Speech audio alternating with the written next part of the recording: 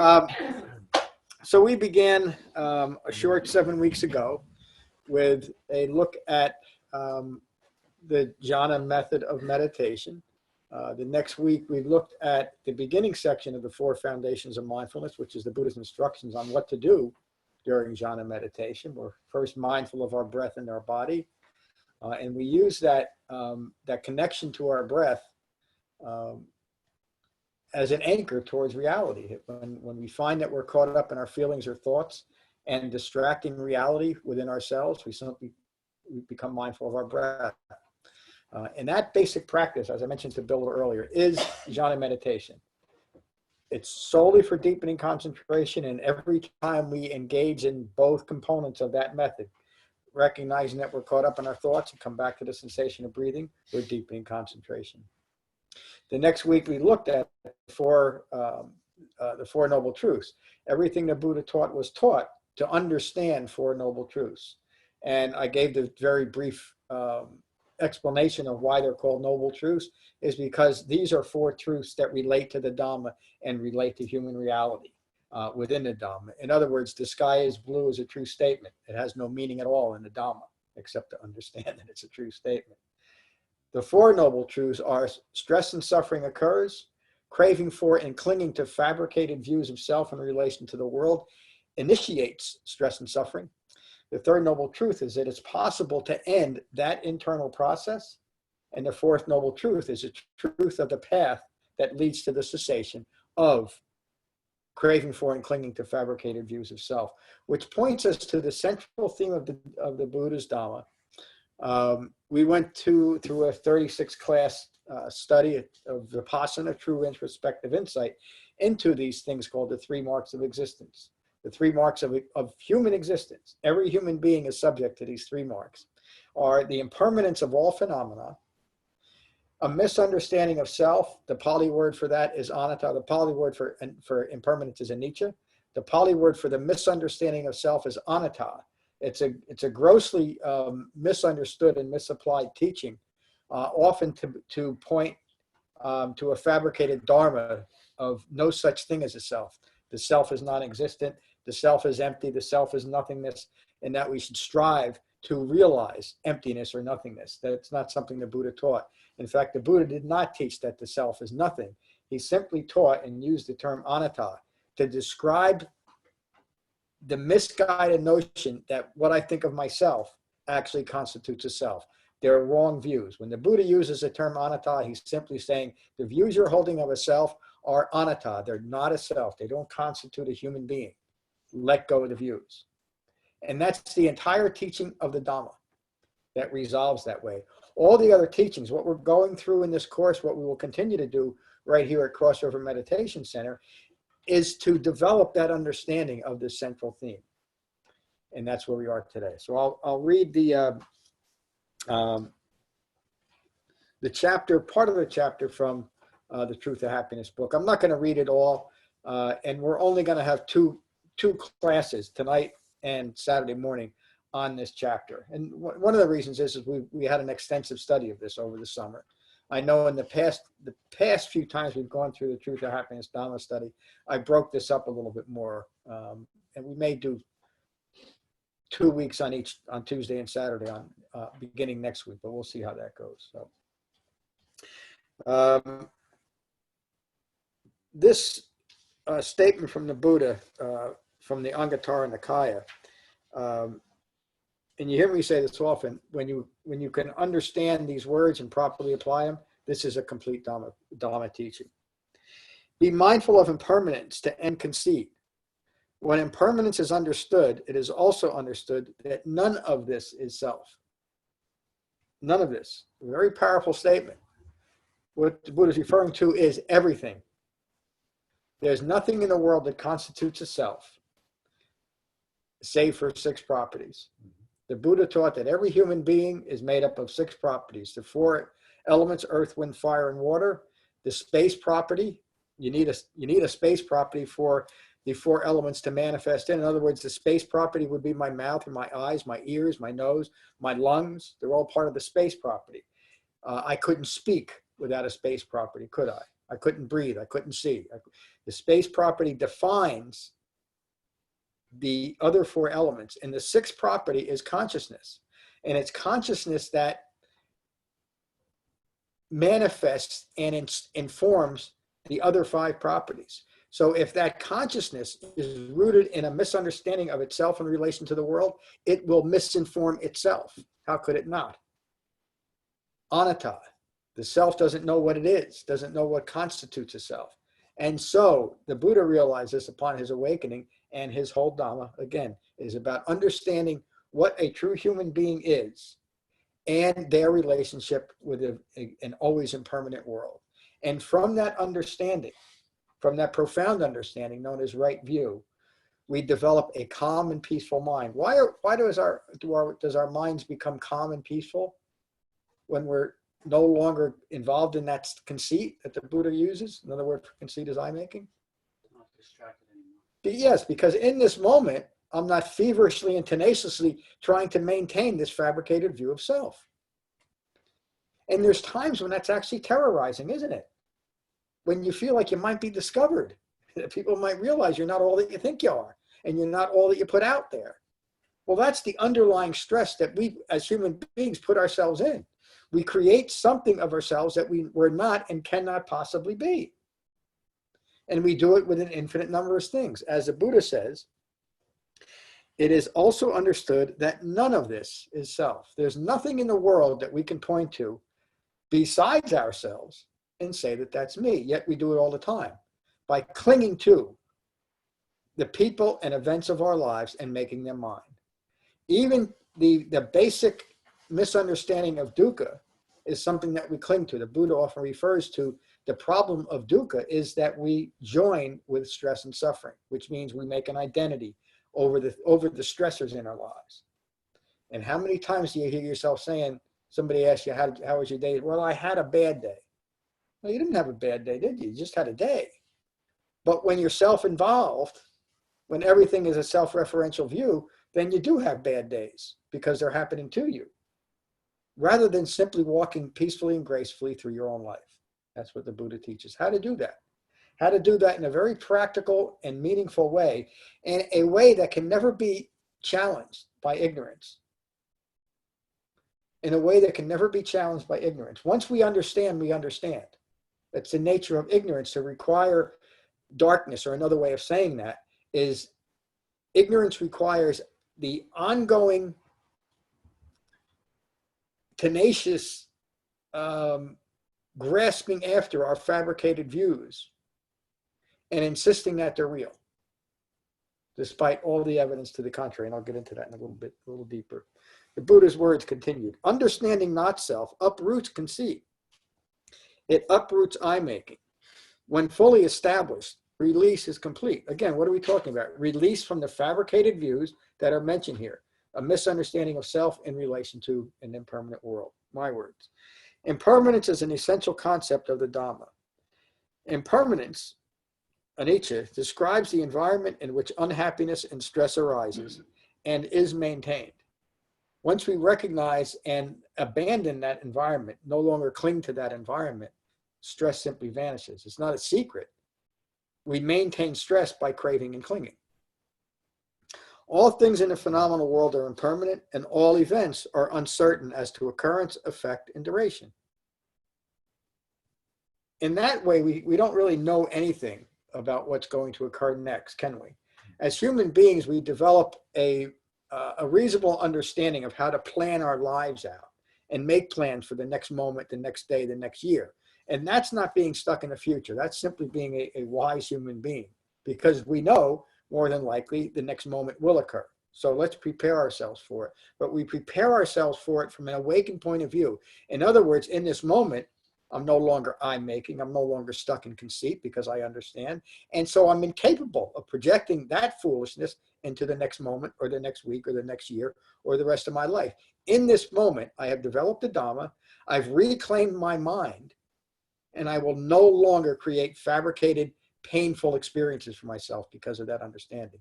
When that issue is resolved, the not self characteristic, its environment that it's living in, and the resulting stress and suffering known as dukkha that follows from that misunderstanding, once that's resolved, I'm an awakened human being, as far as the Buddha is concerned. That's his whole Dhamma. Again, that's what we're working on here. We're trying to develop a profound understanding of what we are, not just a way that masks a view of self that we begin establishing in inadequacy. There's something missing in me. There's something wrong with me. I need to acquire things constantly to establish myself in the world and to make my life worthwhile. And some people see that, and some people see it as power. Some people see it as social position. Some people see it as how many friends they have. I still remember back in high school, when you start making friends, you tend to count how many friends you have, don't you? And you might even tell other people, I got 16 friends. And, well, I got 17. And I heard that she has 18. Well, she's better than me. It's all foolishness, isn't it? Because none of that can change the 6 properties that make up every human being. And when we can understand that, it does not mean how many friends or how little friends we have. It doesn't matter how big the pile of gold is or how small the pile of gold is that's in our backyard.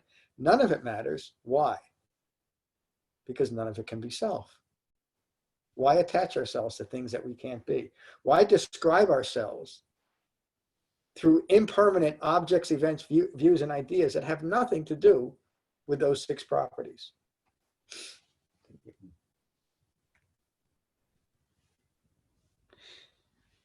Even our view of self changes moment by moment, doesn't it? So even though in this moment, I am sure of what I am, something happens in the next moment. I hear something, somebody says something, I trip, I do something foolish, and now I'm back judging myself again. Usually very harshly, usually in a way that only reinforces that initial view that there's something missing or wrong with me.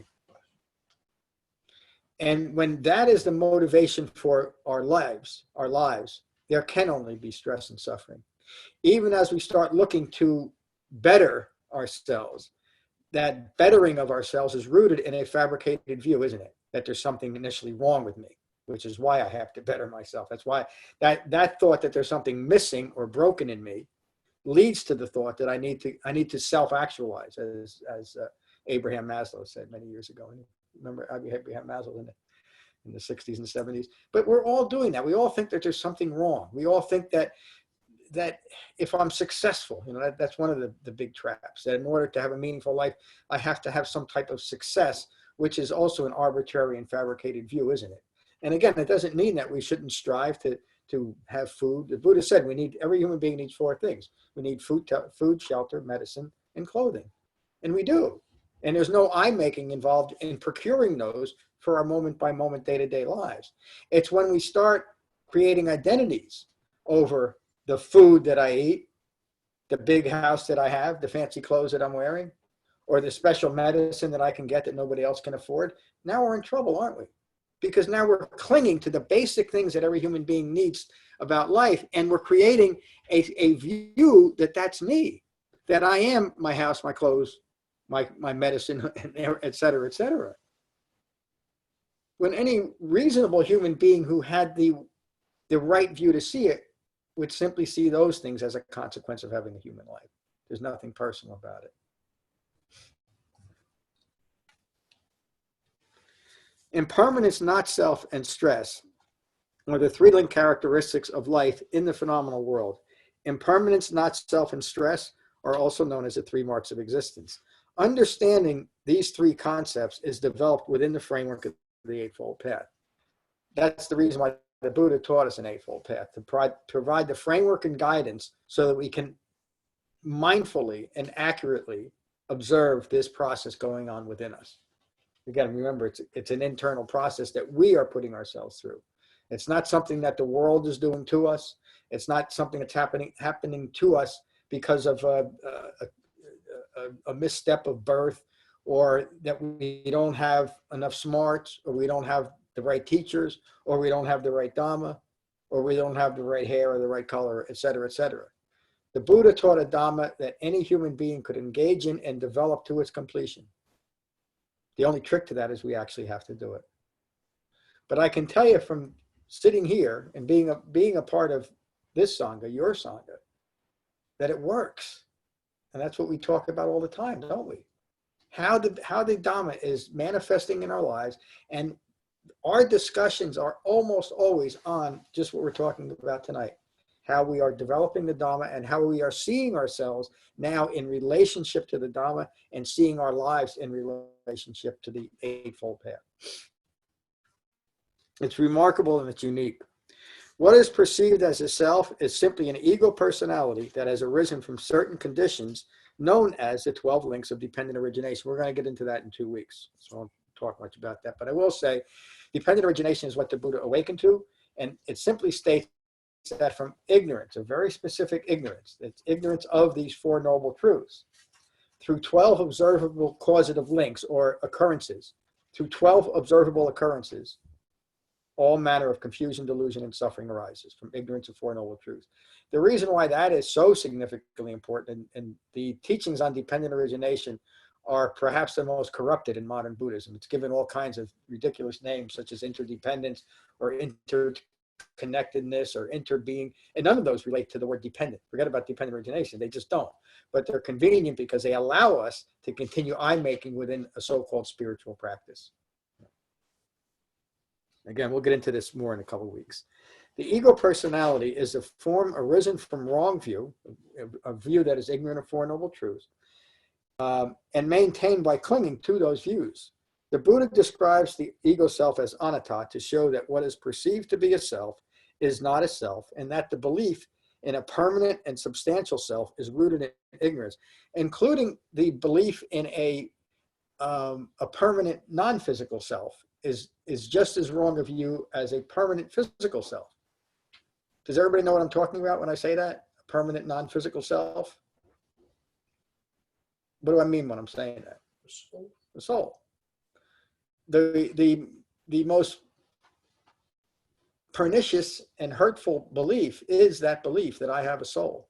And sometimes that's characterized in modern Buddhism as a ground of being, or an inner Buddha nature, or Buddhahood that resides within me. And I remember for many, many years when I was studying in the Mahayana and Theravada traditions, I would hear that, and I'd always have this, like this gnawing thought in the back of my head. If I'm chasing this inner Buddha nature or an inner Buddhahood, how did that inner Buddha nature or Buddhahood get so screwed up in the first place? How? And that next thought led to this thought. Why would I chase something that is so prone to corruption? And it didn't make sense. I kept going and I kept grasping after, I kept ignoring that and grasping after fabricated concepts because I was told this is Buddhism, until I finally got so frustrated with all of it. I said, a human being, an awakened human being could not possibly have taught something like this. And as I started to learn what the Buddha taught, there's one thing that he cautions against over and over and over and over again in his teachings, and we talk about it often here. To avoid speculating about yourself in any way, in any manner, including the belief that you can establish yourself in some kind of non-physical realm, whether it's through simple belief or good works, meaning manipulating the phenomenal world. There's one practice that I took my vows in many, many years ago, teaches that you must do 108,000 full prostrations. That means from a standing position, you lay completely on the floor, you touch your head. Usually they'll teach you to raise your hands up and you stand up. That's one. You do that 108,000 times, and then you can begin your Dharma practice. And I took my vows in that particular lineage, and I quickly disavowed them. There's nothing in that, is there? It's just a ritual. In fact, it's a mindless ritual. It doesn't lead to any understanding. How can I understand anything about myself except that I'm foolish if I do that 108,000 times? I'm not putting down the religion that practices that. For me, that would be the most foolish thing in the world. And I would only do it because someone told me to do it. And they told me to do it, that if I did it, I would get something out of it. And so for someone to tell me that you're going to get enlightenment out of doing that is the same as you're going to get a box of Baby Ruths if you do it. It's all grasping after, isn't it?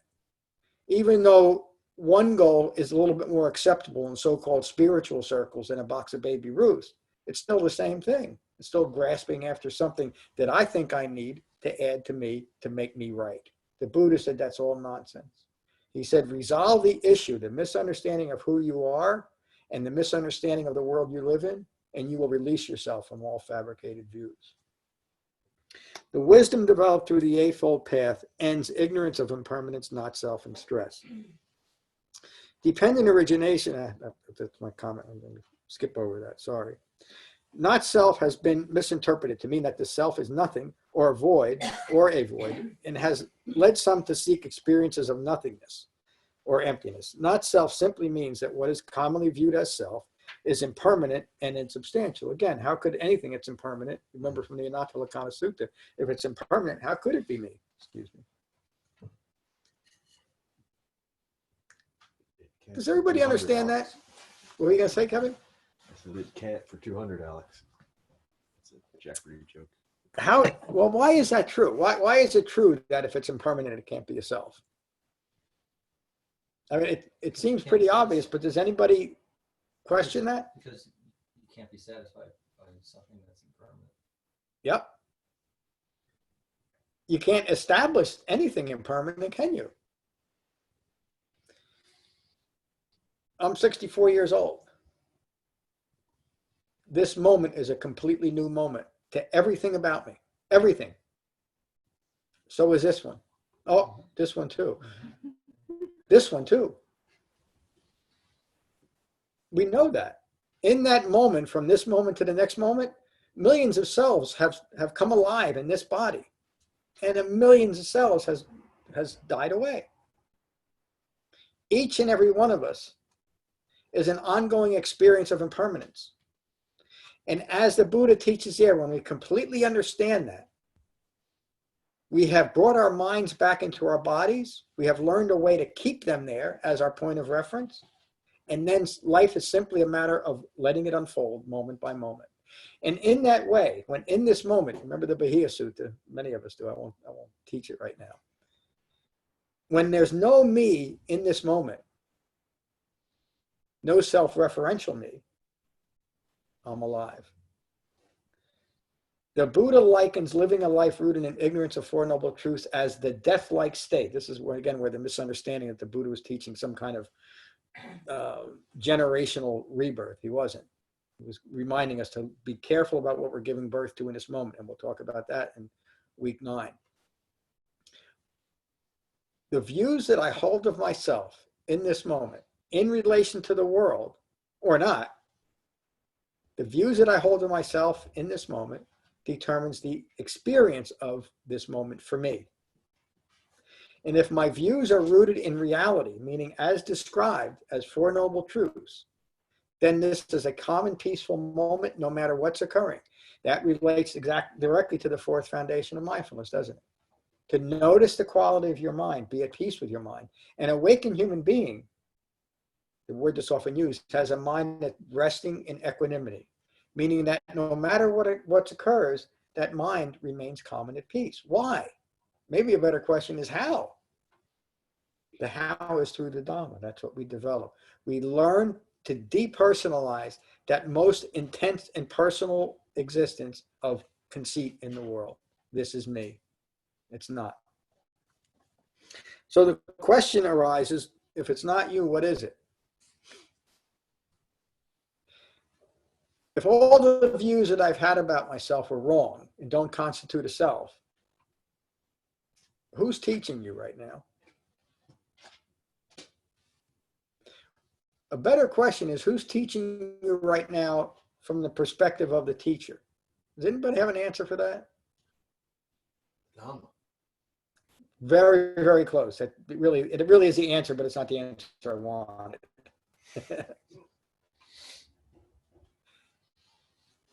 Matt's got 99% of it. I'll give you the last little bit because we all want to go home sometime tonight. All right, you got to stay here till you get it. It's the Dhamma coming through the 6 properties. That's the only difference between me now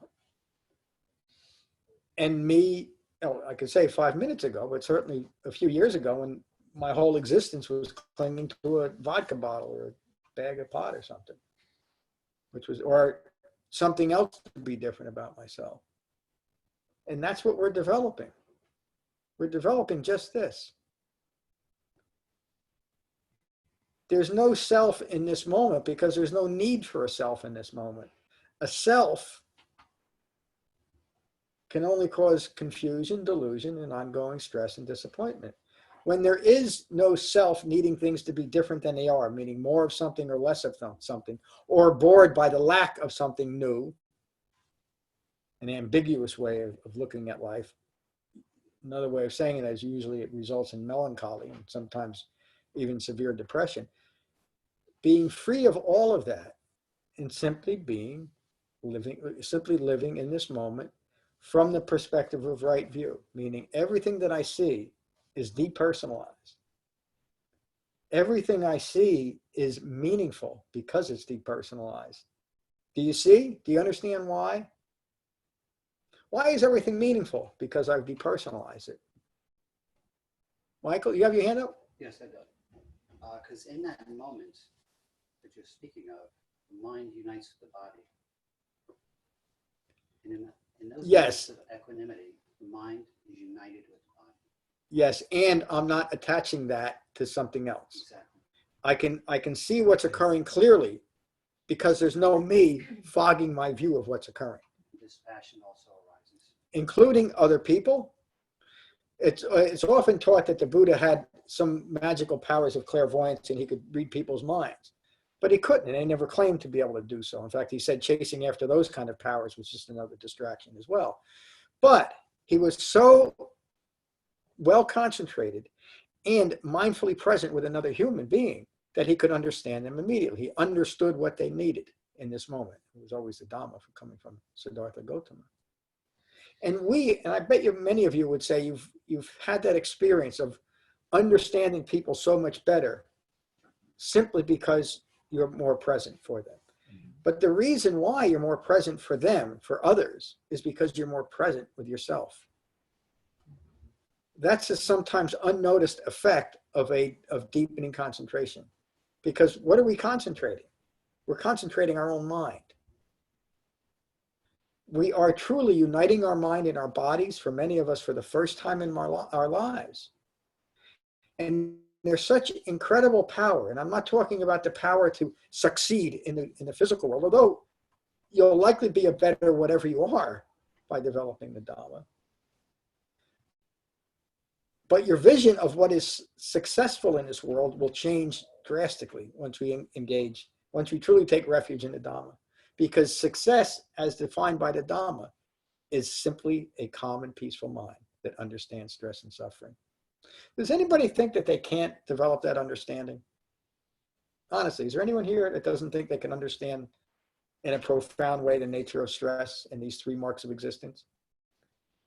There is nothing that's difficult about this, is there? It takes time, it takes effort, and it takes the right but very simple Dhamma. And a Dhamma is just a word for saying, this is how to do it. This is the truth of Four Noble Truths. This is how you develop that understanding. That's how you develop the understanding that the sky is blue is nice, but it has no bearing on me. What I need to know is, what the hell is this sixth property person?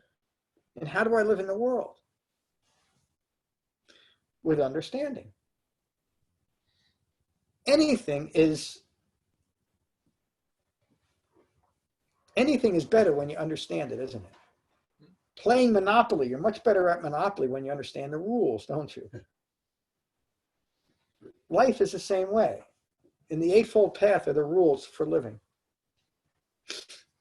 What are the six properties, John? The six properties are the four elements: earth, wind, fire, and water. The fifth property of the space property, and that sixth property of consciousness or thinking. And it's important to say that when I say consciousness within the Buddhist Dhamma is not some grand cosmic consciousness. It's not consciousness with a big C. It's in the context of the Buddhist Dhamma, it's simply ongoing thinking rooted in ignorance of Four Noble Truths, consciousness.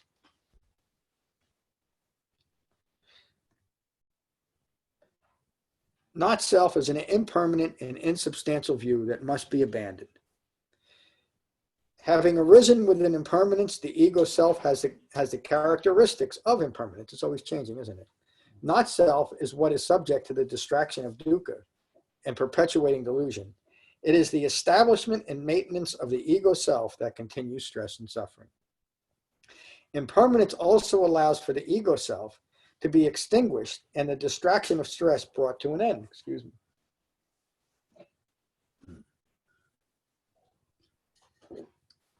That points to the third noble truth. Cessation of this process is possible. If it wasn't for the impermanence of our views, we wouldn't be able to extricate ourselves from those views, would we? Once a decision has been made about who I am, we'd be locked into it. But of course, the Buddha describes all of those views and even hardened concepts about self as like foam on the ocean. There's nothing to them. And when we start examining them through right view, the framework of the Eightfold Path, we start seeing them as completely insubstantial.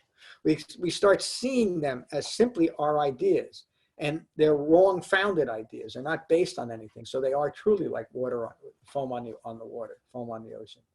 And as we recognize them as such, it avoids the compulsive self-referential need to analyze ourselves endlessly. Where did this thinking come from? Where did this conditioned way of looking at it, where did all this fear come from? Where did all this come from? How do I explain myself? Well, you can't, and you don't have to. All that you have to do is to bring your mind into your body and keep it there. And then you're living. And you're living your life moment by moment. We started this by saying when you understand impermanence, you understand the Dhamma. You understand yourself in relation to impermanence. Impermanence also allows for the ego self to be extinguished and the distraction of stress brought to an end. Views of self leading to suffering are formed due to a lack of understanding. Another word for that is ignorance. Developing understanding, developing wisdom, ends on happiness and stress. It is clinging that perpetuates the ego self. It is the ego personality's preoccupation with stress that perpetuates clinging and continues disenchantment and unhappiness. I'm going to stop there. That last sentence, the ego personality's preoccupation with stress that perpetuates clinging and continues disenchantment and unhappiness. The Buddha could have almost as accurately described the first noble truth as there is dukkha, as saying there is the preoccupation with dukkha, because it is the ongoing preoccupation with me always getting what I think I need in this moment, or avoiding what I hope to avoid in this moment, or simply being bored out of my skin because there's not those two components going on in this moment, is the problem. That preoccupation is the constant distraction from what's actually occurring right now. And where is that preoccupation occurring? It's occurring within that mind rooted in I-making. It's why I'm preoccupied with stress and suffering. It's why I'm distracted by always grasping after what I think I need in this moment, or what I think I need to avoid in this moment. And when I do that for 64 or 100 years, or even for 5 minutes, I've lost my life, haven't I? I've lived my life for what's coming next and what I hope to avoid next, rather than being able to mindfully appreciate and be mindfully present for right here, right now. And that brings us where we resolve this issue of not self in relation to the world. It's right here and right now. The Dhamma can only be practiced in a mind united with its body. The Dhamma can only be practiced in the present moment. That's why we use jhana meditation on a regular basis, twice a day, because that brings our mind into our body. And as we continue to do that, in that moment, in that meditation practice, through those first 3 foundations of mindfulness, being mindful of the breath in the body, being mindful of feelings arising and passing away, and being mindful of thoughts arising and passing away in a dispassionate way, in that moment, we have brought ourselves back into our bodies where the Dhamma can be practiced. And then off our cushions, we're able to maintain a measure of that concentration and start employing the things that we learned, such as how to frame and understand what's occurring when my mind becomes agitated or distracted in some way by a worldly event. And we learned how to recognize that through right speech, right action, right livelihood, or its counterpart, wrong speech, wrong action, and wrong livelihood.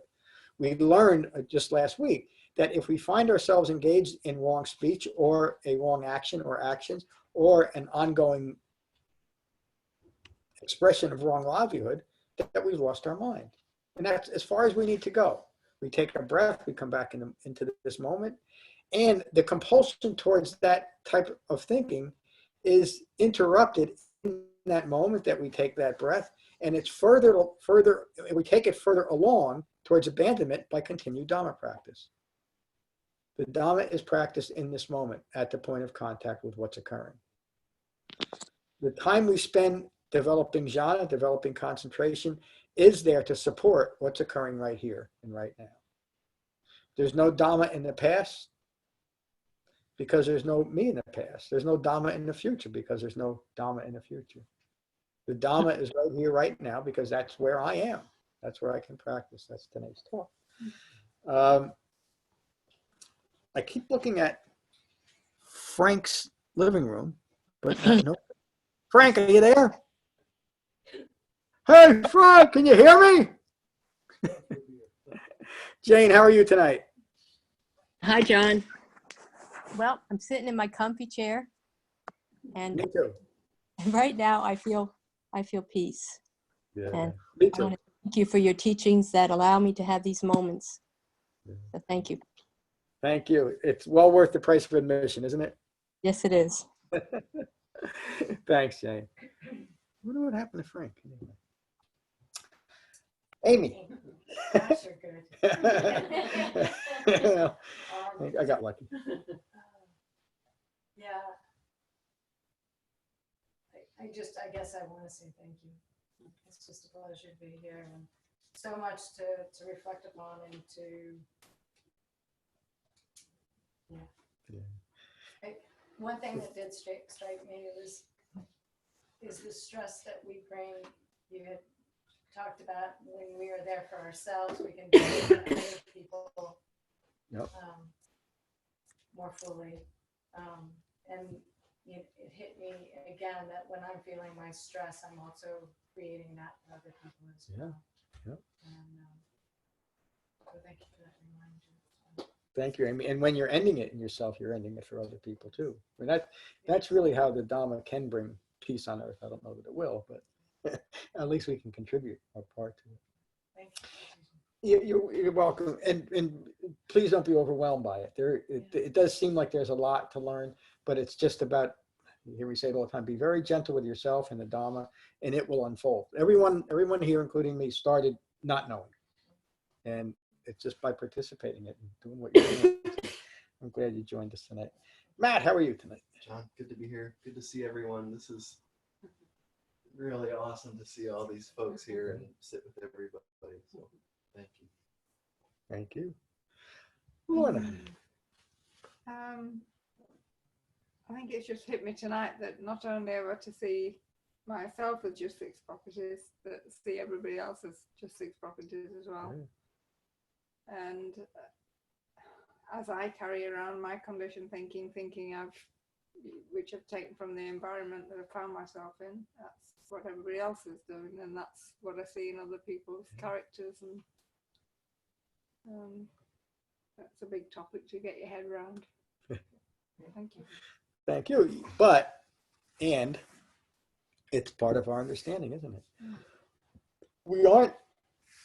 We aren't any different from each other, and we can't be. And when you really understand that, you stop striving to be. Stop striving to be something that we can't possibly be.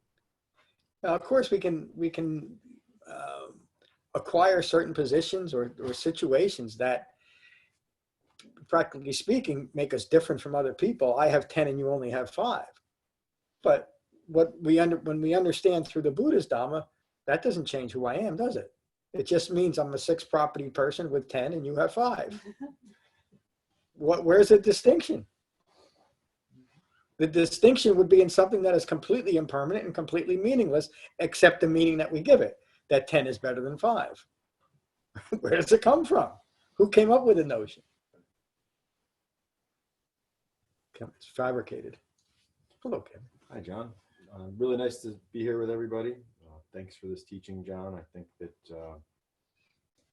as much as you covered tonight, I think there's some levity to it that, all we're really letting go of is they're just wrong views. It's not that big a deal. It's really, you know, when you really start to have the experience and calm your mind down, and what do you do with wrong views? You learn why they're wrong, and then you let them go. So it's a pretty simple, straightforward practice for the rest of your life.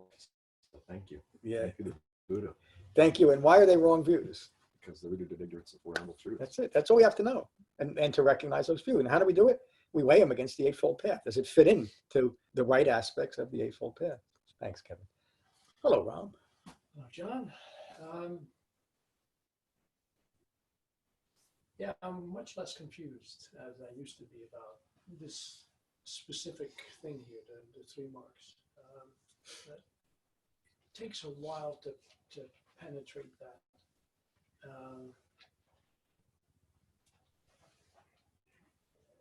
But it does all hang together really well. And once it comes easily, once the understanding comes, applying it is as simple as pie. Yeah. Thank you. And it does take time, but that's all. That's all. I mean, that's Ram is such a good example of Dhamma practice. You know, and now you're reaping the benefits. And you were reaping the benefits when you didn't realize you were reaping the benefits because you were engaged in right effort. You know, developing the Dhamma. Thank you. Oh, good to see you. Thank you, John. Good to be here. Good to see everyone. Good to see our sangha growing. Wonderful. If I boil it down to your ego is not yourself, that seems to be the simplest, clearest way for me to perceive this. And channeling Frank,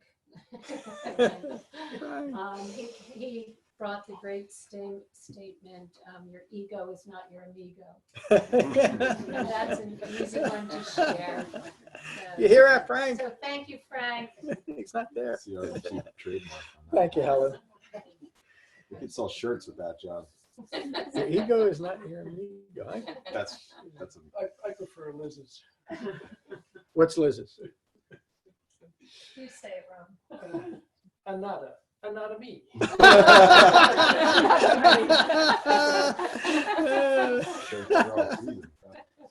You sound just like my crazy Uncle Jimmy when you said that. That's great. Kim, did this bring a little bit more clarity? Yeah,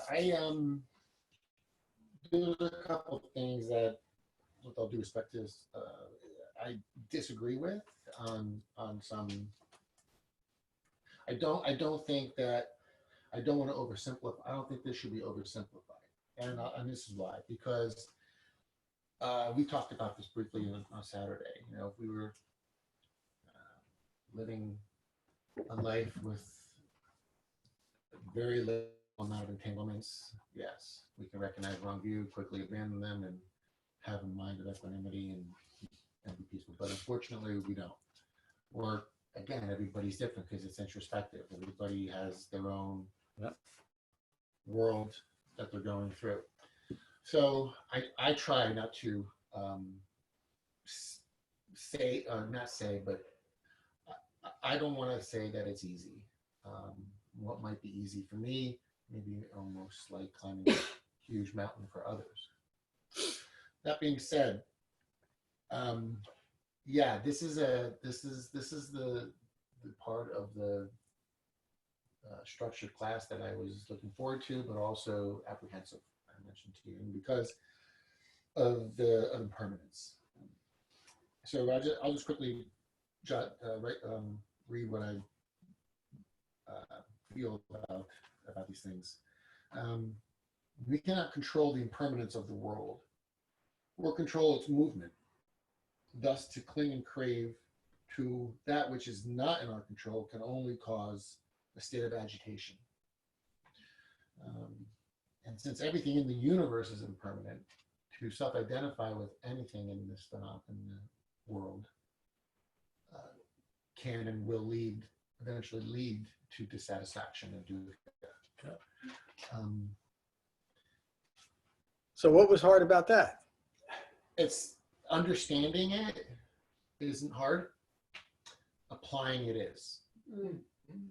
Okay, because of conditioned thinking and entanglements, and that's the bugaboo. From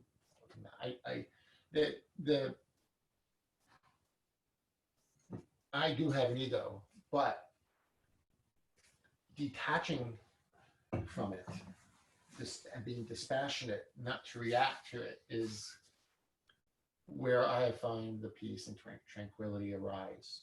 Yeah. Not reacting, being dispassionate, using the Dhamma, using the Eightfold Path to practice the Dhamma.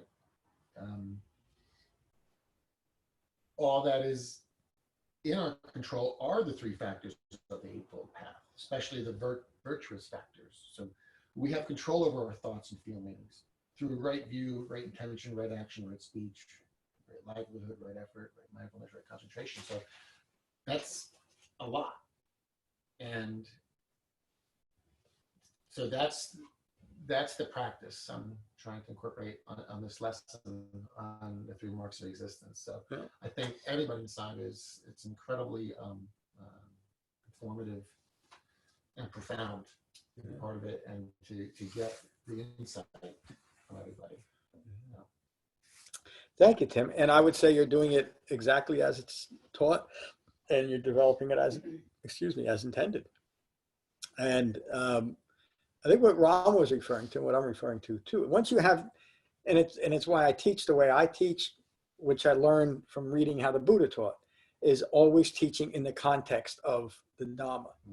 And so once you develop that context, when you understand where the Buddha is coming from, then you can start applying it. And it is easy at that point. It always seems difficult and much harder than it is when we're clinging to old views and trying to incorporate new views. And whether that was through a Dhamma practice or simply two competing philosophies, you would have the same kind of tension, trying to fit two contradictory views. And so the Buddha was the most radical thinker of humans have ever seen. And so everything he teaches is contradictory to the way we want to see the world. And that's the difficulty. But as we learn, all of that is like foam on the ocean. It simply cannot withstand us knowing the truth. It falls away. Thank you. But he did say, his last words were, strive diligently for your awakening. Yep. Yeah, he did point out that it's going to take effort. That's were his last words. Yeah, that's what we need to do. Thank you, Tim. Eva. I'm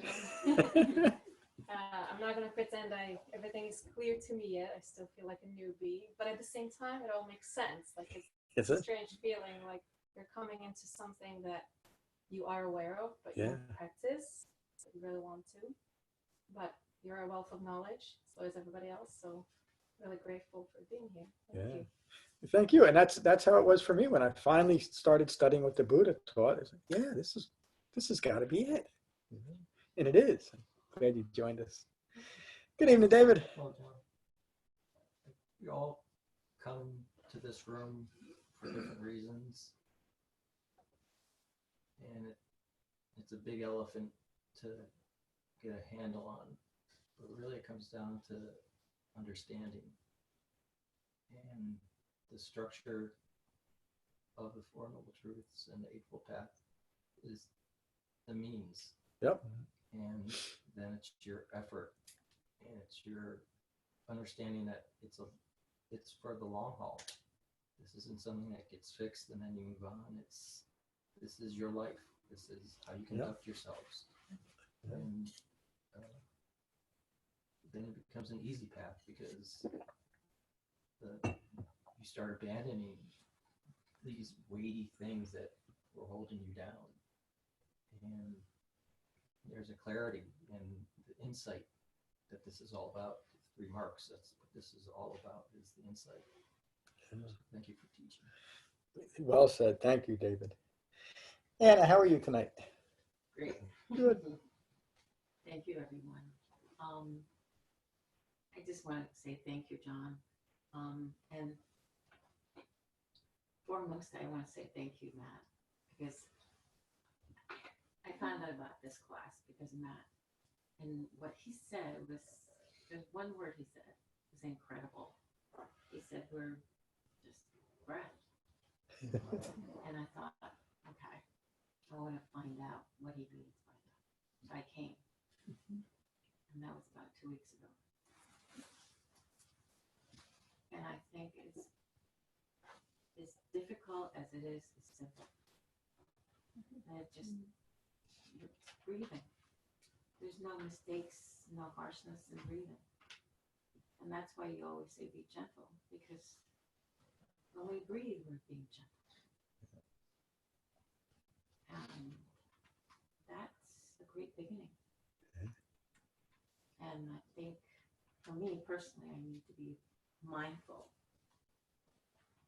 of everything being more and being less, and to let go and not to cling on to things that doesn't define who I am, because this time making is just exhausting.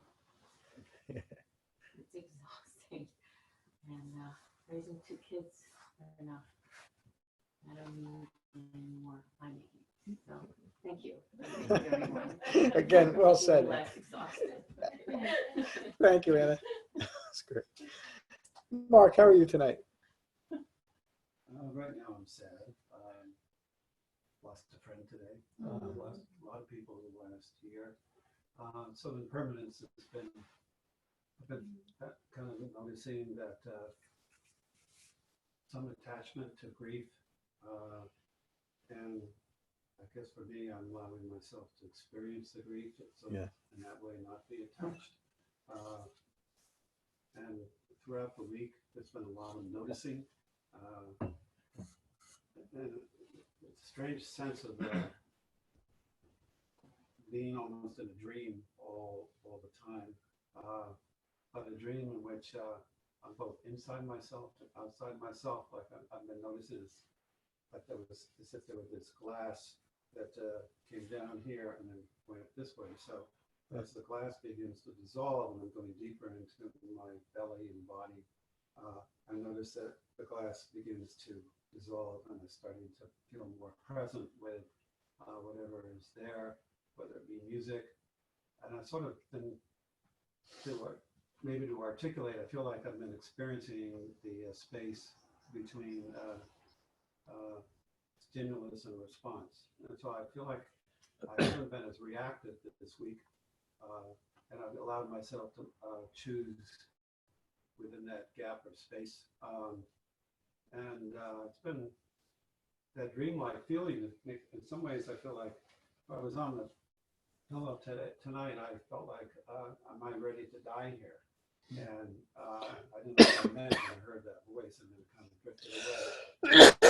Excuse me. I was in a lot of kind of discomfort, and I said, yeah, but why don't you just, he said 5 more minutes, and I was saying, you know what, I could be here for 10 years or 200 years or 1,000 years.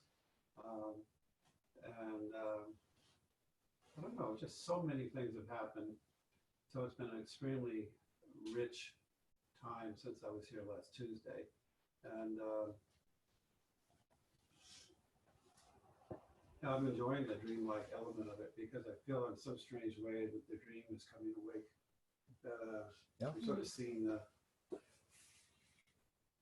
you know, like everything's kind of atoms and stuff, and I'm just seeing everything. No, it's psychedelic way. But just in a sense of everything is kind of living that sense of impermanence.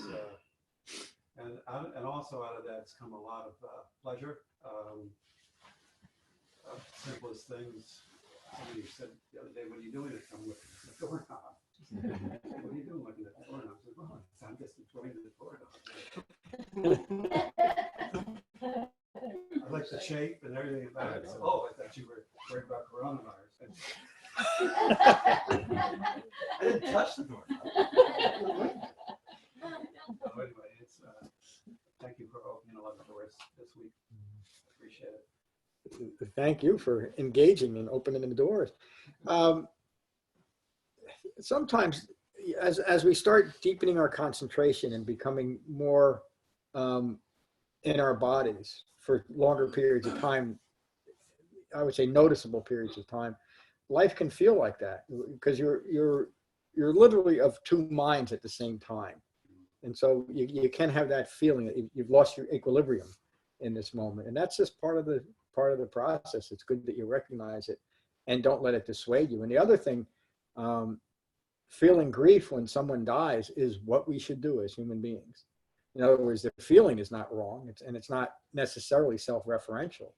It's when, as we develop the Dhamma, in the Vitakka Dhamma Study, the Buddha says we gain the ability to think what we want to think when we want to think it, which means that every thought is an appropriate thought. And so when we hear of a loved one passing away, the most appropriate human thought and feeling is grief, isn't it? And it's not a grief that insists that things be different or that we're blaming situations for our grief. In other words, God should have never taken that person, or whatever it might be, whatever scenario we create in our minds as an aspect of aversion towards grief, rather than just feeling grief. And I think that's what you're doing.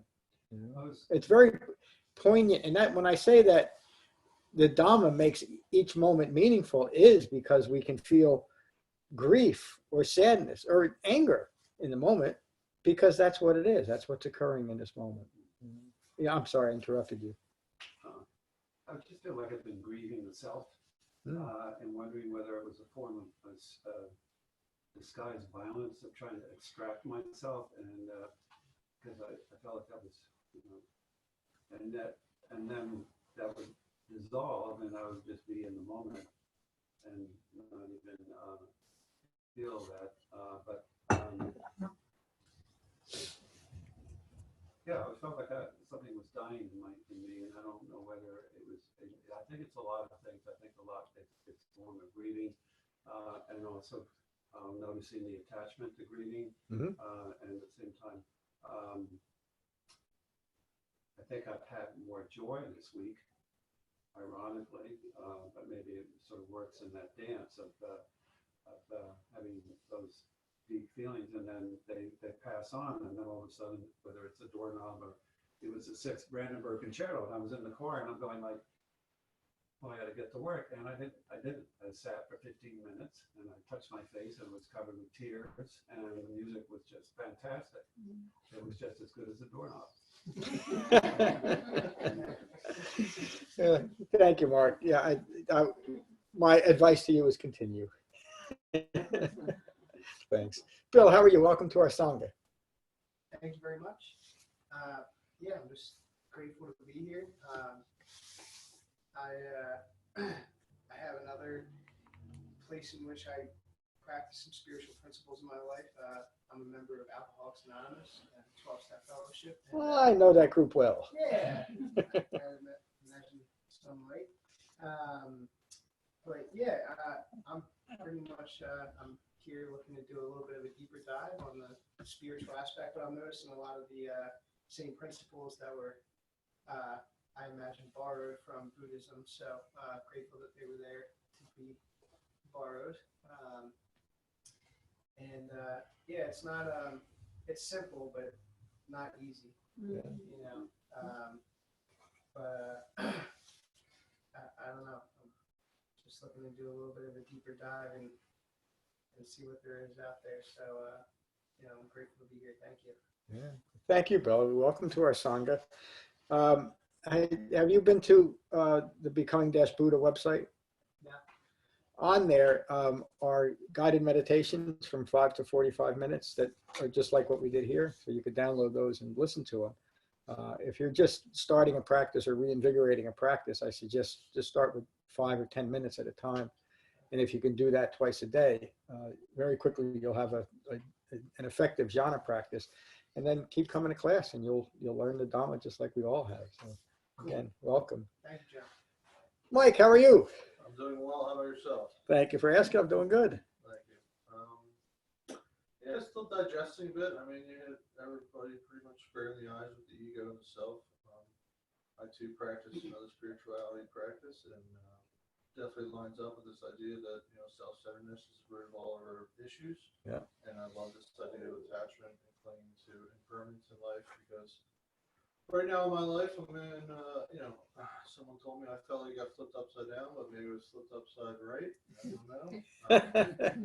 But there's some impermanence and something that I thought was definitely permanent, you know, left. And shockingly, you know, I have the tools in a sense to, you know, walk through this thing and be okay. And I understand that any feeling, emotion, and thought is not necessarily me. You know, and that they're pretty much meaningless and flutter into the ether, you know, as long as I let them. You know, I hear a lot of people sharing about it's simple, but it's hard, and I agree with that, but I also agree it's as hard as we make it. Yeah. You know, so the only reason it's hard is because we hold on to it so hard, and you know, the ego and the self and everything else. I have these, you know, thoughts in my head of just like something, like some crazy monster just wanting to cling on to anything and everything. Just looks for this little crack of, you know, whatever impermanence, and it crawls back in and it jumps back into our life at any given time. And, you know, you have to become aware of it, and you have to take actions the other way. You know, so with that, I also hear things about practice, and I have a small question.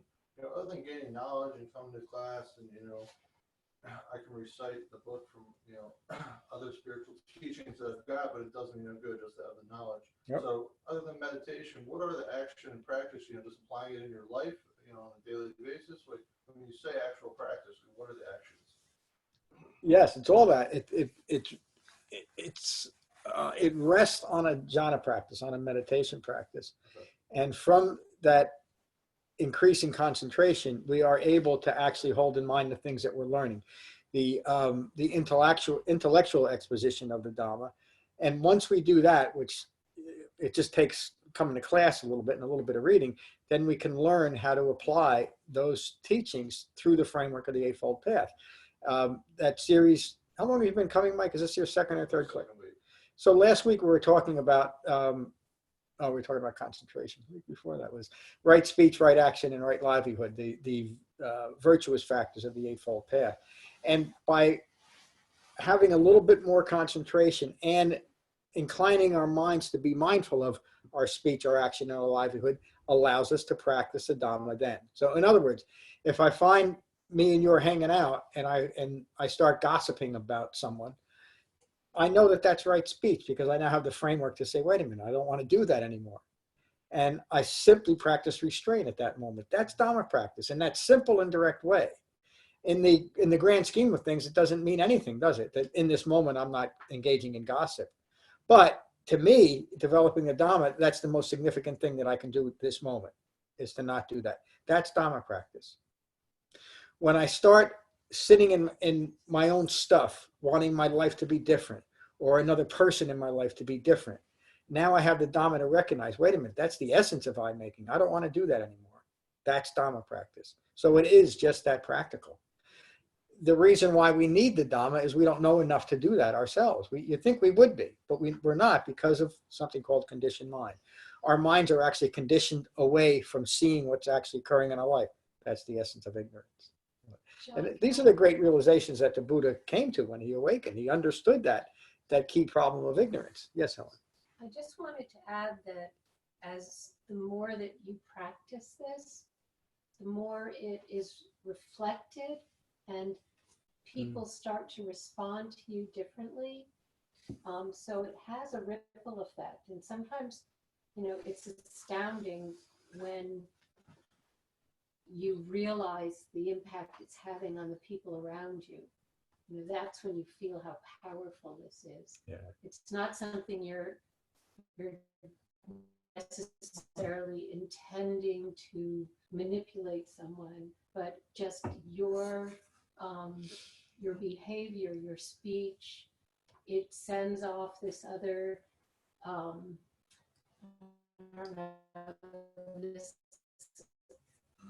it creates this wave that people will respond to. It can be very striking sometimes. And encouraging. Yes. Yes. Please pass if you'd rather not be put on a spot, but could you give us an example of how that's worked? Well, I mentioned it a couple of weeks ago.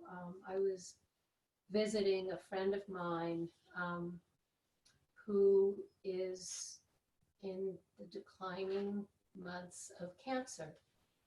And he is always the same. He's always happy to see you. He's always generous in his conversation. He's just this wonderful person. And just before I went down to visit them, something kind of disturbing happened in my life. And when I got down there, you know, I mentioned what this was, but just as an aside, I had had 3 days to process it, so I was in a much better place. But, you know, growing up the way I did, we use humor a lot in how we untangle things. And so later on in the day, Bob came up to me and said, you know, that I was so amazing about how I was dealing with things. And my head almost whipped off my shoulders. I was like, but Bob, what I'm going through is nothing. What you're going through, and with such grace and poise and all. And so I didn't even realize that he was feeling that for me, because I'm always so aware of what I receive from him. So it kind of knocked me back on my heels that he could say that. But it's the benefit of this practice. It is. Thank you, Helen. I didn't mean to put you on the spot, but I wanted to hear what you had to say. That's why I say the most loving thing, if we really care about the world and the people in this world and what's going on in this world, the most loving thing we can do is to take to the Dhamma and awaken. And Helen explained why. Because we do have a direct impact on the people around us. In fact, it's the only impact we can have. Again, think about that a little bit. As human beings, what other impact could we have on other human beings except to be a human being? It's the only thing that really matters in life. Hello, Bonnie. Hello, John. I'm going to take note of silence, but thank you to everybody. I'm glad you're here. Hello, Liz. Hello. It's good to be here with everyone. And I would say, you know, the idea of being gentle with yourself is to maybe give yourself 3 days to get over something, to work through it. You know, that it takes as long as it takes. Yeah. That's all I have. Thank you. Russ, how are you? I'm well, thank you. I was just going to say that I find it hard to live in the moment. And this helps a lot because I spend a lot of my time worrying about what happened during the day, especially at work, and what's going to happen tomorrow. Yep. Funny thing is I don't have control over any of that. You don't? And yet I'm ruining my moment. Yes. But you recognize it. Yeah. So, you know, I want to not do that because I want to live in the moment. I want to enjoy my moment, not ruin it by thinking about tomorrow and all the troubles that could come. They may not come. Anyways, this helps a lot. Yeah, thank you, Russ. I mean, that's you first have to recognize what needs to be changed, and that's what an Eightfold Path gives us, that framework to focus it, you know, and then you can change it. I've said this a few times. Alvin Toffler wrote in his book, I think it was Future Shock, that time is no, that's not the right quote. Forget it. You're practicing the Dhamma at the point of contact, and that's how it's done. Thank you. Hello, Andrew. Good evening, John. Thank you for the lesson. I will practice during the silence. I'm glad you're here. Hello, Michael. Hi, John. How are you? I'm good. How are you? I'm pretty good, thanks. My quality of mind seems like it's okay tonight. I feel good, which I think is extremely important. It is. It's something I kind of pay attention to. And I find that when my quality of mind is good and where it should be, I understand better the Dhamma. Okay, and you had said before the Dhamma is practiced when the mind is united with the body, and that's what occurs, and that's what I've noticed when my quality of mind is good. I realize that my mind unites with my body, and I'm in a peaceful, calm place, and I'm not distracted, and discord is not something that enters into this place. And when this occurs, I find myself to be non-reactive and dispassionate to the world around me. So, again, I thank you for mentioning that. Most importantly, the fact that the Dhamma is practice when the mind is united with the body. I think it's an extremely important thing that you have said. I'm sure you've said it at least a dozen times since I've been here, probably more than that. But this time I heard 633 times since June. Okay, it's a little off. But again, it seems like it's something that I understand, and it helps me understand the Dhamma better also. So thank you. Thank you, and you understand. So you did start around June here, you and Julia. Is that right? This past June? Yeah. And in a very, very short time, you've established seclusion and a calm and peaceful mind. And so that's why I say it's a simple and direct and not that hard of a path. If Michael can do it, anybody can do it. I mean, but you had no real experience before this, did you? I did a little reading here and there, John. I had a sense of seeking, so to say, or finding something more than what was out there. And the first night Julie and I came here, we realized where we were. And from that point on, we just basically took to the material, we digest it as we go through our lives. We seek, a deeper understanding of it, and it's not only that we read, but we also put into play or practice these concepts that until they become part of our being, basically, until we understand fully. And it's actually, it's working for us. So yeah. It's not a finished product, but we're working towards that. You're both just a great example of right effort. So thank you. Hello, Julia. Hello, John. I wrote one of my usual summaries, so I'll just read it. I'll share it with everyone. This is my understanding of the three marks of existence. The three marks of existence is the description of the reality that everything is impermanent. It is the emergence of this ego personality in an environment of impermanence, which causes suffering and confusion. Wisdom is understanding the interaction of the ego personality with the environment of impermanence and stress. This ego self seeks to establish and perpetuate itself by developing strong attachments to people, objects, events of the past or of the future. The understanding that everything we experience through our sixth sense base is impermanent, is ungraspable, and unknowable enables us to understand suffering.